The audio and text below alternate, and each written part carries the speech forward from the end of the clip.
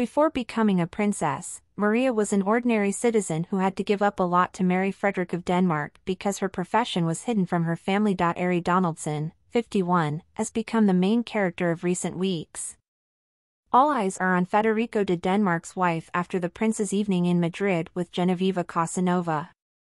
Much has been said about the situation in which the daughter-in-law of Queen Margaret, the future queen consort of Denmark, could find herself and the state of her marriage to the heir to the Danish throne. Just this year 2023 marks 20 years since the engagement was announced, and in May 2024 Mary and Frederick of Denmark will celebrate 2 decades since their royal wedding. There has been much discussion these days about the position Princess Mary would find herself in if she divorced Frederick of Denmark, virtually broke and with a life in which she would have to start from scratch.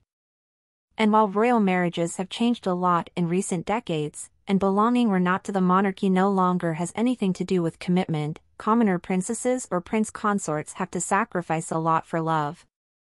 And this goes beyond the rigid capitulations or marriage contracts they have to sign, which already represents a huge leap into the void. Mary Donaldson gave up her career and profession. If we focus on European princesses and queens like Mary Donaldson or Queen Letizia, they are highly educated women who had to give up their profession to serve the crown of their country. In the case of Frederick of Denmark's wife, she too had to change continents and is a native of Australia. Mary gave up her profession. She graduated in commerce and law from the University of Tasmania and then went on to earn a degree in advertising and marketing and left her family and lifelong friends to move to Europe.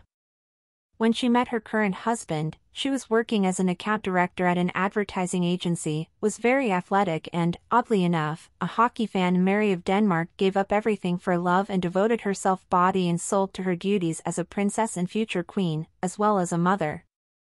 Its agenda is very rich and key not only within Denmark but also beyond. Being a princess or queen consort is far from just jewelry, dresses or tiaras. Professional, discreet, elegant and always one step behind, the demands are very high. Away from her family in Australia, almost invisible in Denmark.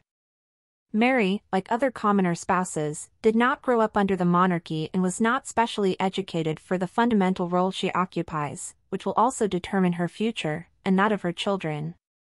These days, we see Princess Mary more stressed than ever in her 20 years as a member of the Danish royal family. But she is once again taking her place in the crown and, above all, alongside her husband, Prince Frederick. Mary Donaldson lives so far away from her family that the relationship she might have with her brothers couldn't be better. Rumors that the Danish royal family has never bothered to deny that don't go into the personal affairs of its members. The truth is that Mary has virtually no relationship with her family, and the Donaldsons are unknown in Denmark. Only a few, very few instances have accompanied the princess to any event. For the Danish press, the family of its future queen is virtually invisible. Mary Donaldson was working out with her friends when she met the Prince of Denmark in a pub during the Sydney 2000 Olympic Games. She was enjoying her anonymous life away from the corseted life in the palace, but her life changed dramatically. It was not easy for her, especially because of Queen Margaret's opposition and the disastrous agreement she had to sign while already married to Frederik. Mary played sports and liked to dress casually. She herself admitted in an interview with the Financial Times, "I was a t-shirt and shorts girl, known for going barefoot. From the beginning there were expectations about what I was wearing and whether it was appropriate, which I was quite discouraged about. Now all eyes are on her every look, and she wears jewelry of incalculable historical value, with the tension and responsibility that this entails." Mother of 4 children, Christian, Isabella and twins Vincent and Josephine, she left her freedom for the love of a prince, earning, not without effort, the affection and respect of the Danish people. The customs, culture and life in the palace were very far from what she had known since childhood and until almost 30 years of age.